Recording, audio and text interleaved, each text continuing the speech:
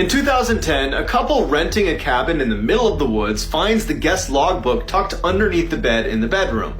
After reading through it, they decide to call the cops. The final 5 entries are all by the same man. The first 2 are just talking about how great it is to be on vacation with his girlfriend. Then it starts to get weird. In the 3rd entry, he describes a stranger lurking in the tree line that doesn't respond to his waves. In the 4th entry, he hears knocking on the windows in the middle of the night, but no one's there. In his 5th and final entry, his handwriting is barely legible, and it just says, "It's in the bathroom, we're going to die." The police show up and find the girlfriend's body in the basement. Next to her body was her purse, and in her purse was her phone. When they open it up, they see that she texted her mother one last time, and it just says, "Mike's starting to act crazy. I think he's off his meds again." On June 10th, 1912, the Moore family was sleeping peacefully in their beds on their quiet street in Villisca, Iowa. Joe and Sarah Moore, the mother and the father, were asleep upstairs in their room, and their 4 children were down the hall in another room. In addition to the Moore family sleeping upstairs, there was also 2 more children sleeping on the first floor in the guest room. It was the Stillinger sisters, and they were over for a sleepover. And unbeknownst to all the sleeping people in the house, there was a strange man who had broken into the house while they were at church, gone into the attic, and was hiding in there smoking cigarettes and carrying an axe. Shortly after midnight, the stranger believed the coast was clear, and they began walking down the hallway. They passed the children's room on their right, and they made their way down to the end of the hall where the master bedroom was. They walked inside the room and stood right next to Joe, and then violently raised the axe over their head so quickly and so high that it actually struck the ceiling, and then brought it down blade first directly onto Joe's face, over and over and over again until Joe did not resemble a human being. While this was happening right next to her, Sarah's beginning to stir and look around what's going on. Meanwhile, the killer has now moved to the other side of the bed and is standing over Sarah and using the back side of the axe. He raises it up and then brings it down on her head and repeatedly hits her over and over and over again until she too is indistinguishable and does not look like herself or even human. And then he goes back out into the hall and he walks down and he goes into the children's room. One by one, he raises the axe and drops the axe on each of the children's heads, and then after they are deceased, he pulls the sheets up over their head. At this point, the killer goes into the kitchen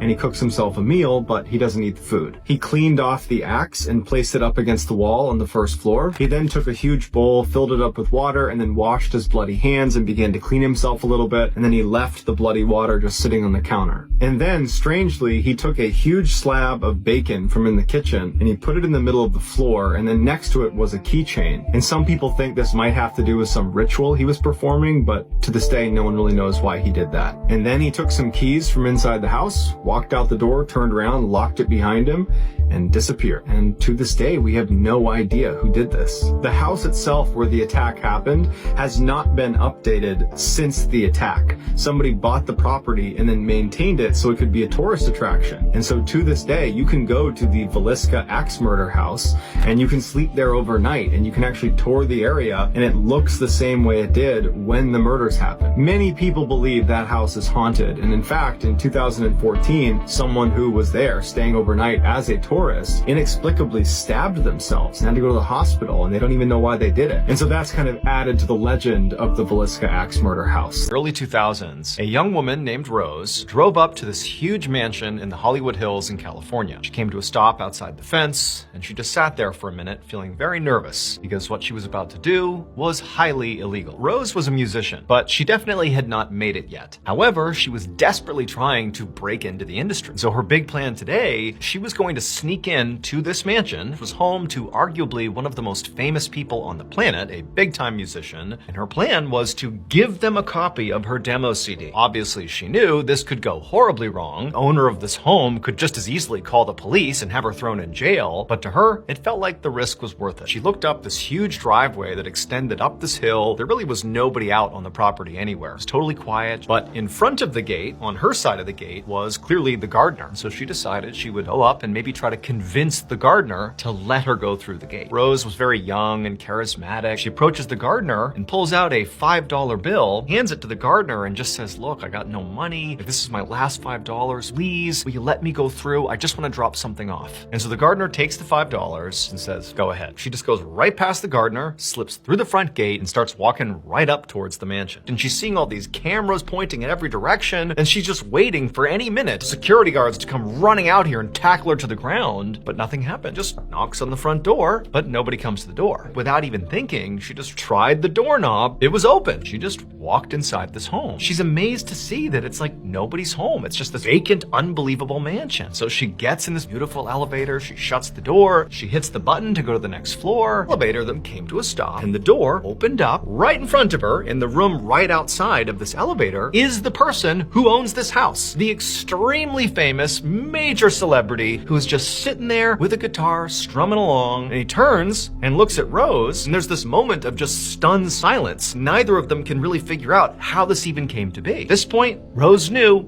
it was her chance. She just quickly walks a little bit forward into the room and throws her demo CD onto this table that was sort of between the two of them. She didn't say anything. She just turned, headed back to the elevator, and began to make her escape. But by the time she made it back to the front door, the security team did catch up to her and they stopped her. However, they did decide not to call the police. This was the home of Prince, one of the most famous people in the world. But her interaction with Prince really didn't have any bearing on her career. He did not throw her name out to industry contacts and blow her career up. Basically, he said, "I won't press charges, now get out of here." However, Rose did go on to become an incredibly famous musician in her own right. She just did it without the help of Prince. Today, Rose's tracks go multi-platinum, and she's sold more than 100 million copies of her records. Rose is actually her middle name. You very likely know her by her stage name, which is also her actual first name, and that is Kesha. By the time Tyler Hadley turned 15, he was skipping school regularly and hanging out with the wrong crowd. Tyler's parents had tried to do everything to get their son back on track, but Tyler just was on the wrong path. His parents became very frustrated with him and became very, very strict disciplinarians. One night when Tyler came home and he appeared to be intoxicated, his parents took his phone and car away, and Tyler was furious. And he confided in his best friend Michael Mandel that he thought his parents had gone over the line, and he said to Michael that he wanted to kill his mother. Now, Michael knew Tyler and had known him since he was a little kid, and he did not think twice about this claim, so he just kind of wrote it off. Not long after this incident, Tyler starts talking about this huge house party he's gonna have.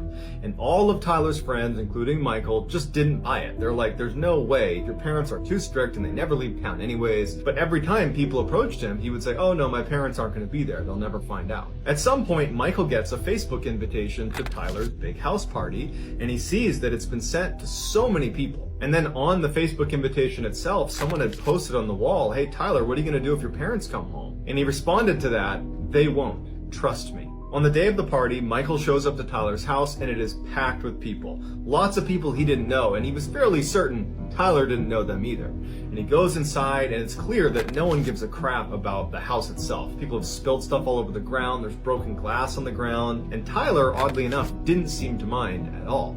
The only time Tyler became on edge was when he felt like the party was getting too loud, because the neighbors would call the police and he didn't want the police coming to the house. During this big party, Tyler pulls Mike and says, "Hey, I gotta tell you something, come outside with me." When they get outside, Tyler looks at Mike and just says, "Mike, I killed my parents." Michael doesn't believe him, and Tyler said, "Go inside, I bet if you look around you'll find blood in my house." So he goes inside and he starts looking around, and when he goes upstairs, he sees there's blood on a table right outside the master bedroom where Tyler's parents slept. And on the door handle to the master bedroom, there was also blood. At this point, Michael is starting to think this could actually be real. So he goes upstairs, goes to the master bedroom, opens it up, and the door actually hits the leg of Tyler's father, who's laying on the ground, who's deceased inside of the master bedroom. He shuts the door, and as he's standing there, he's realizing that he has to turn Tyler in. And so for some reason, he just felt the need to take one more picture with Tyler, because he knew as soon as he left the house, he was going to go tell authorities what Tyler had done, and he was never going to see him again.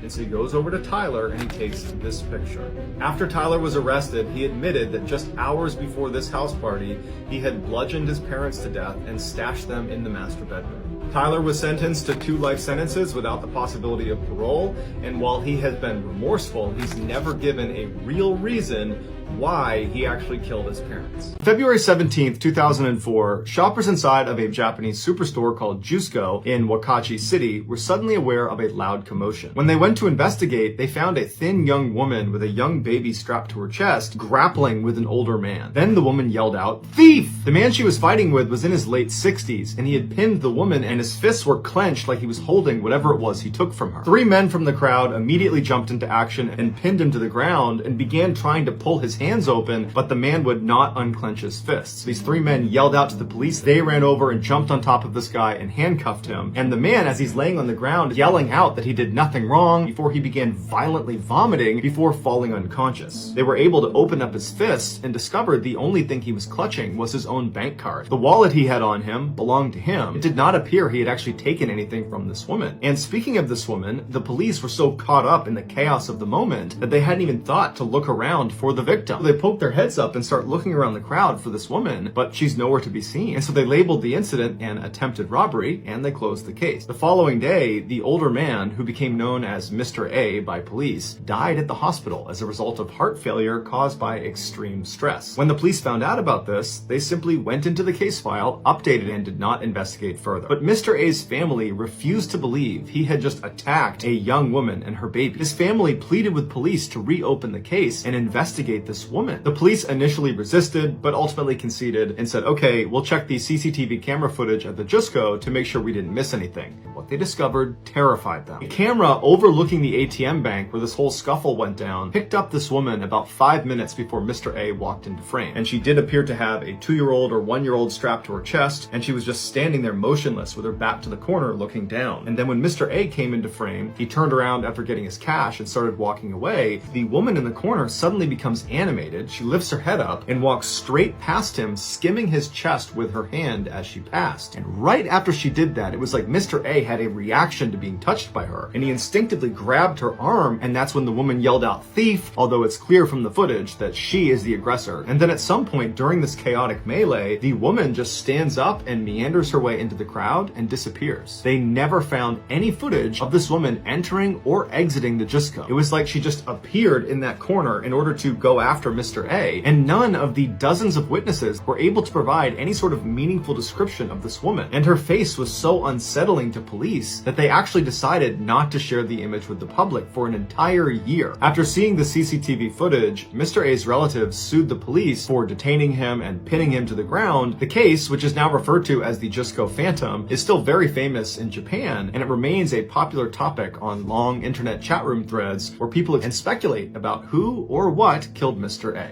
In 2003, 27-year-old Kurt Smith was employed as an engineer for the German shipping company called Hapag-Lloyd. On July 11th of that year, he boarded the CM London Express to begin his 3rd deployment. 3 months into it, one of the ship's pistons broke, and so they made an unplanned stop in Savannah, Georgia. Kurt, along with 7 people, headed down to the engine room to begin the process. And at some point, Kurt called out the foreman for being lazy, but ultimately they got it done, and Kurt cut everybody loose except for the foreman. He told him he needed to stay back and help him ensure all the pistons were properly installed. They would need to go inside of something called the scavenger air receiver, which is this tube that's 55 feet long by 5 feet wide with access hatches on either side, and it sits right next to the engine block. Each hatch had 3 latches on the outside that were called dogs, and he opened it up, he crawled inside of the tube, and on his left side were these windows called scavenger ports that looked into each of the engine cylinders, until he got to the 6th one, which is where they had replaced that piston. Meanwhile, the foreman went around to the aft hatch, and then using a remote controlled device, he was able to bring the pistons into position safely so Kurt could inspect them through the scavenger port. And Kurt just didn't feel like doing it. And after only about 20 minutes, he told the foreman that, yep, we're good, we can leave. Their captain had been told they had to leave port no later than 9:30 that night, but at 8 p.m., somebody noticed Kurt was not at his workstation. A sailor was down near the scavenger air recovery space, and he noticed on the forward hatch there was a little piece of rag poking out of the top right corner, and the lower 2 dogs were not set. He figured someone must have put a rag to try to help help seal this hatch, and they just forgot to shut the 2 lower dogs. So this sailor decided to play it safe and just close the lower 2 dogs and then told his superior. And so his superior went and told the chief engineer. And so as the chief engineer is making his way down to check on this strange rag situation, the foreman completely independently had gone around to the back of the scavenger unit and he unlocked the 3 dogs. He opened the hatch, he looked inside and shined his light, didn't see anyone, shut the hatch, and then began to walk away right as the chief engineer came down and saw him. And so the 2 of them did not check on the rag, they just left. But finally, they were forced to leave. 2 days later, they arrived in port at Norfolk, Virginia, and they got the ship ready to be put into harbor mode, where basically they open up all the hatches and they prep it to sit there for a while. The foreman went down to the scavenger air recovery space and he opened up the forward hatch and he found Kurt. The leading theory is 2 days earlier, when he had done that abbreviated check of the engine cylinders, Kurt decided he would go back down and do a more thorough check, even though it was a huge no-no to go inside of the scavenger air unit by yourself. And then somehow, once he got inside, he managed to fall backwards and hit the hatch door so hard that it swung shut, causing the upper dog to swivel and lock him inside. And he sees the very top crack, there's a tiny sliver of light. And so he thought if he can just wedge his dirty rag into that little space and push it out onto the other side, they'll have to open it up and they'll find me. And so as he's looking around just wondering what's going to happen, he would have felt the incredible pressure start to build up in his ears, and slowly, horribly, that room would begin to heat up until Kurt was cooked alive. 17-year-old Thomas Nazzaro was taking part in a month-long mountaineering course in Alaska. He, along with 10 other students and 3 instructors, had spent the past 26 days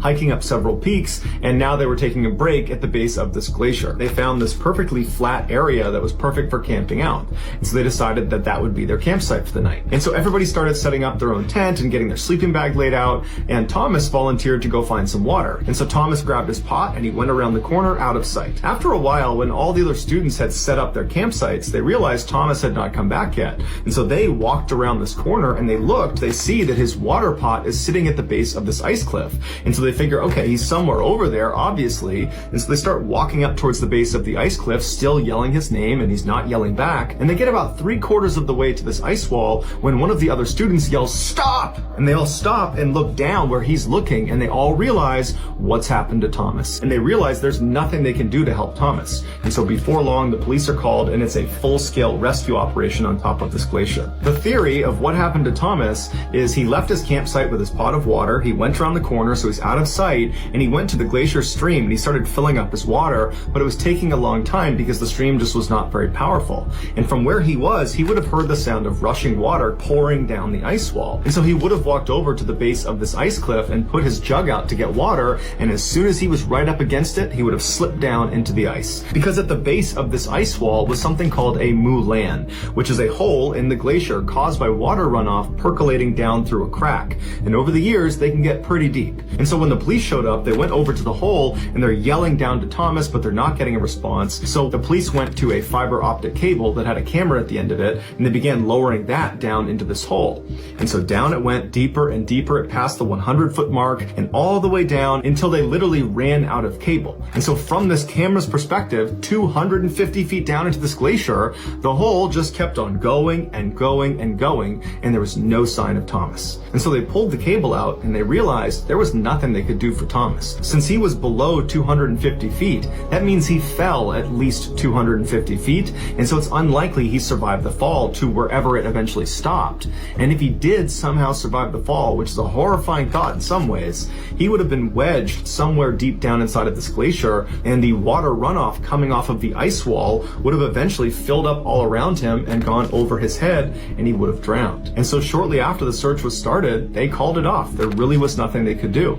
And unfortunately, his body was never recovered.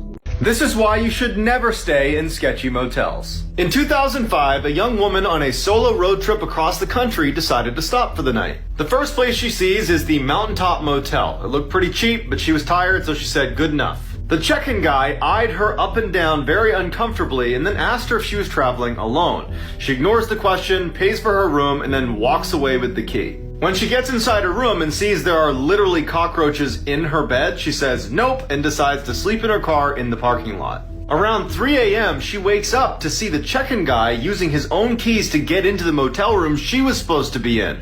A few minutes later, he storms out and slams the door and starts walking towards her car. Terrified, she hides under her blanket as the man tries to open her car doors but can't and walks away. She speeds off and calls her friend and asks her to look up the address of Mountaintop Motel so she can give it to police. Her friend's quiet for a second and then just says, "The Mountaintop Motel closed a week ago."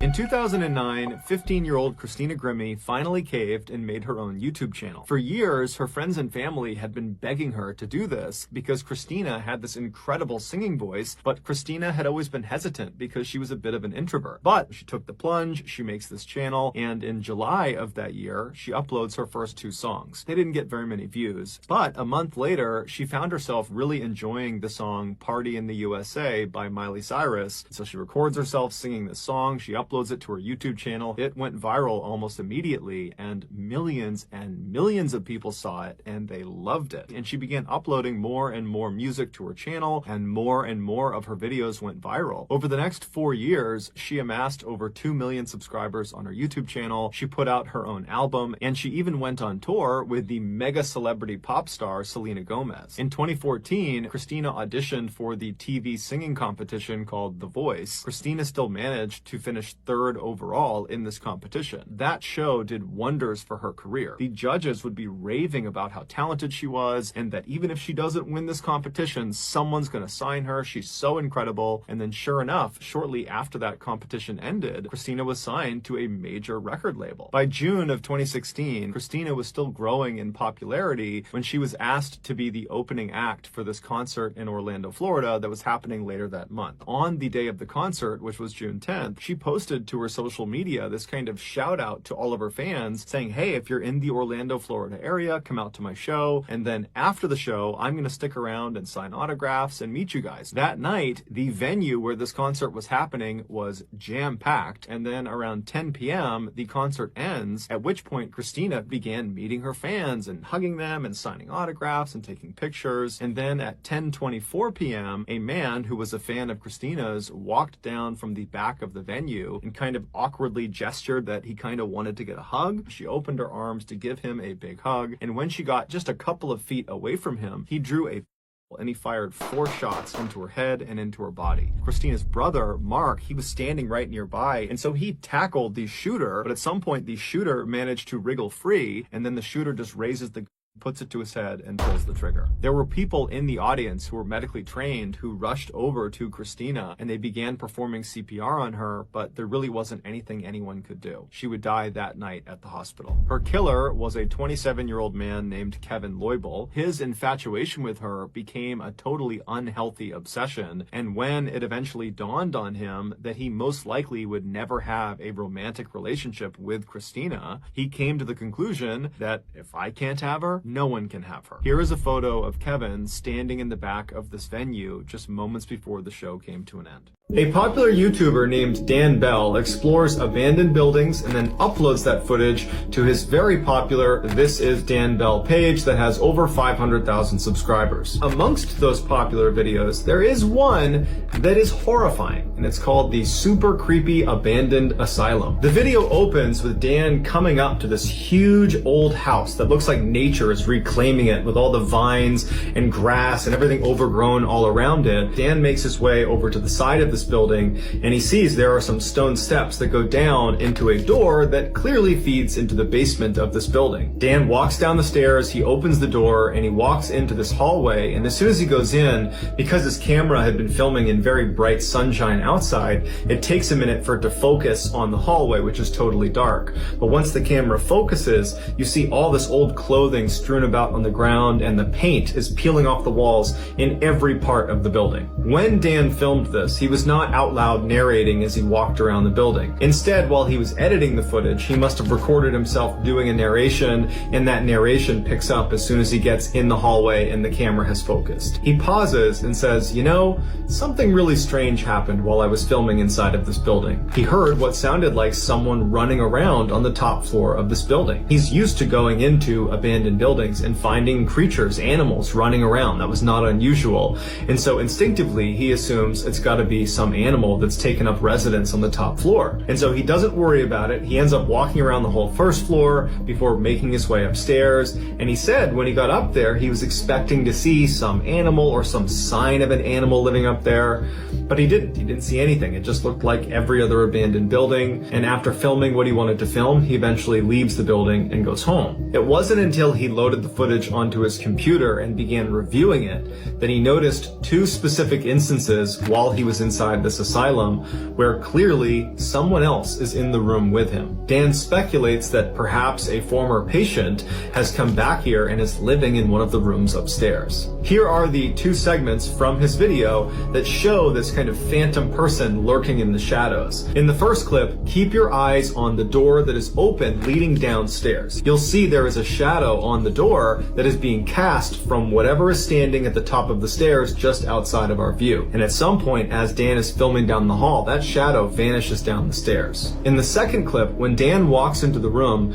look to the back left-hand side of the room at the door, specifically at the open hole where there should be a doorknob. You will see there is very clearly someone looking through the hole at Dan, and when Dan films this person, they run away. In 2004, 16-year-old Misty Tasker was a typical American teenager living in Live Oak, Florida, which is a small rural town right in the middle of the state. One Saturday evening in January, she and her mother attended a church service. Afterwards, they hopped in her mother's truck and they got on the country highway and began making their way home. Their house was just 20 minutes down this highway. There were no street lights. It was actually a dirt road, and it was just thick forest on both sides of the road. Misty, who's in the passenger seat, just happens to look over at her mother. She notices out her mother's window, it looks like there's a little girl sitting on the side of the road. She says to her mom, "I think I just saw a little girl." Misty's mother, she stops the car, she does a three-point turn, and she begins driving back up the road where they came from towards this girl. And they both began scanning the right side of the road because that's where she's going to be now. They both see this girl a little ways up on the right-hand side. Her back was to the road. She had her knees tucked up to her chest and she was rocking back and forth. And so Misty's mother began slowly rolling up to her, and she told her daughter that instead of just stopping right away, let's just drive past her and get a look at her, and then we'll turn around and see if she needs any help. They realized she was not a little girl. She was a young teenager. The girl did not acknowledge them. They drive past her about 50 meters. Misty's mother does a three-point turn, and when they're looking back down the road where the girl should now be on their left-hand side, they're oriented back towards their house now, she wasn't there anymore. But there were no street lights. It was now almost completely pitch dark outside, and so all they had was the headlights. And so Misty and her mother just slow rolled back down the road, but after traveling for several minutes and seeing no sign of this girl, they decided that, well, she must have just gone back to wherever it was she came from. And they were coming up to this four-way intersection with stop signs all around. And as they were getting close, Misty's mother gasped because on the other side of the intersection, on the right-hand side, was this girl. And both women are just stunned at what they're looking at. It wasn't possible for her to get all the way up here. But Misty's mom let up off the brake and began slow rolling past this intersection. And now at this point, Misty is just absolutely terrified. And so she takes her seatbelt off and she goes down into the footwell right in front of her seat. But her mother just continues on until she stops right next to this girl who's still just sitting on the side of the road with her back to the road. So Misty's mother turns to her daughter and says, "Please roll down your window." And Misty refuses. Still in the fetal position, she's crying and she's still begging her mother to please just go home. And so Misty's mother, frustrated, reaches across the passenger seat and grabs the knob to roll down the window manually. And her mom yells out to this girl. And Misty remembers looking at her mom, who suddenly recoils in horror and screams, and then they take off like crazy,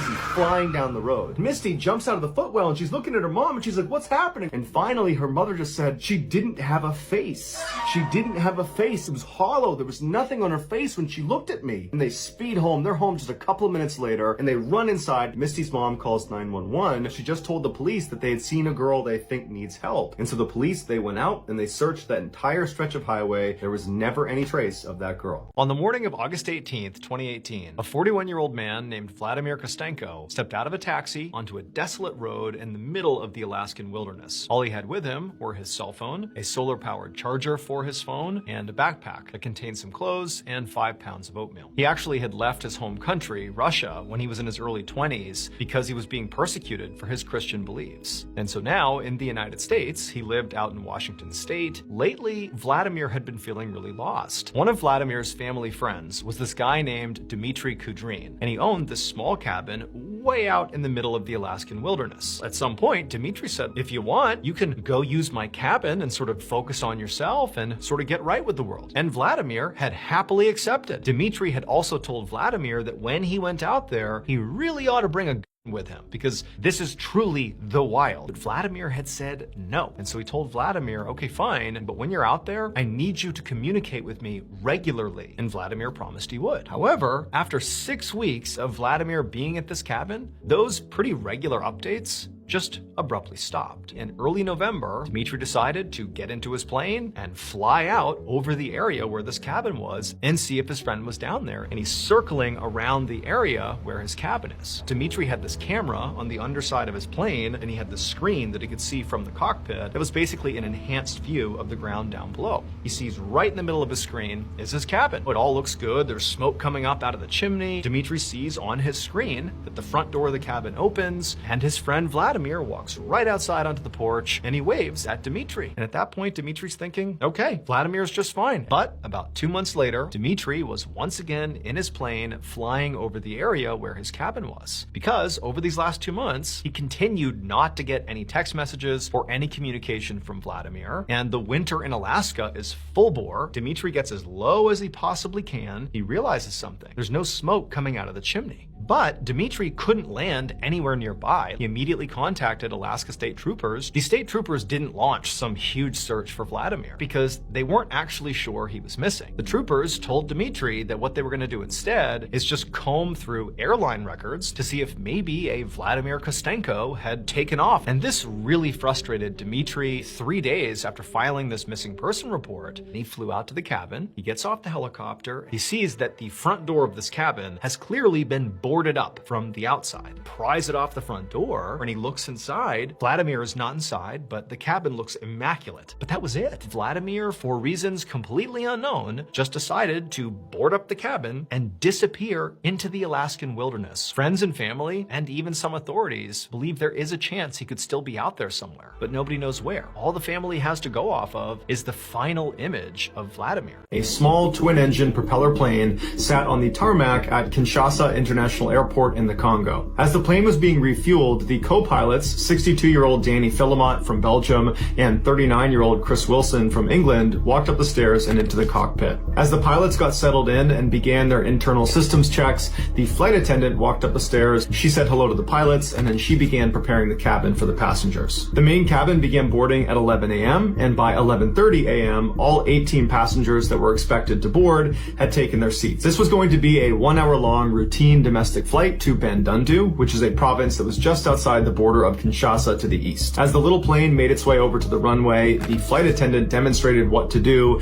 in case of various in-flight emergencies, and then by noon, the plane was airborne. 1 hour later, residents of a town located just southwest of Bandundu remembered looking up into the sky and seeing the small prop plane falling through the clouds in a near vertical nosedive. Seconds later, the plane crashed into the ground. Luckily, the crash did not kill anybody on the ground, but unfortunately, the pilots, the flight attendant, and 17 of the 18 passengers died on impact. And the one passenger that survived was very badly hurt and was left in a coma. An investigation was launched into what happened, and very quickly it was theorized that they must have run out of gas, because when they hit the ground, there was no explosion, there was no fire, but upon closer inspection, it would turn out the plane had plenty of fuel. The black box, which is a device that records the audio inside the cockpit, was recovered, but unfortunately it was inoperable, so it didn't give them any other clues as to what happened. Investigators were stumped. Did the engines suddenly fail? Was it operator error? They didn't know. A few days after the crash, the one surviving passenger miraculously came out of their coma and remembered what happened up in the skies right before they crashed. They said as the plane was making their final descent into Bandundu, the flight attendant was walking down the aisle, and as she got about halfway down the aisle, she looked towards the back of the plane,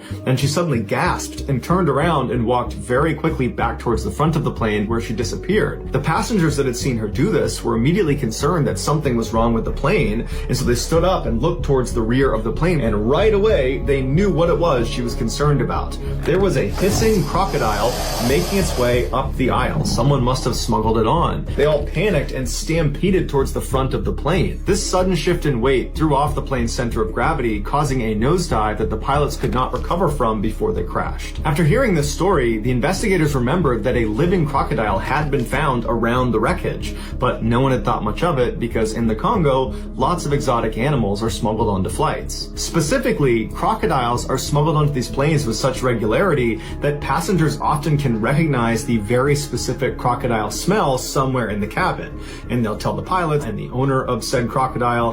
They'll kick them off before takeoff, but obviously this time nobody smelled the crocodile. Full disclosure, this is not my personal story, but in order to do this story justice, it has to be told in the first person. I was once on a US military ship in the wardroom, which is the officer's lounge, when the operations officer came inside. This guy was the definition of not a morning person. He was bleary-eyed, he kind of stumbled in, he was like a zombie holding a bagel, barely conscious, and he starts gnawing on his bagel, and I'm sitting with my back to the outboard side of the ship, so that's the outside of the ship behind me, and there's a porthole right next to my head where the sun is coming through, and it's hitting this officer directly on his face. And so the officer's looking up at the sun, he's kind of squinting and blocking the sun from his face, and I'm looking at him expecting him to shift left or right to get out of the path of the sunlight. But instead, this officer slowly reaches for the phone on the wall, he brings it up to his head, and he goes, "Yeah, bridge, yeah, this is ops, I need you to adjust our path, yeah, 156, yep, that's about right, okay, all right, bye." I'm watching him, and he hasn't moved. He's still just looking at the sunlight blazing in on his face. He's just squinting and looking up at it, and then all of a sudden, this port of sunlight just gradually begins to shift off of him and winds up on the wall right behind him where it stops. By ordering the bridge to change the ship's path just slightly, about 15 degrees, it's enough of a change to reposition the sun from his face. He literally redirected thousands of tons of steel and hundreds of people just because he was too lazy to move left or right. I worry that he won't realize how unbelievably brilliant this was. And then as I'm looking at him, in between bites, he just looks up at me and smiles and goes back to eating his bagel.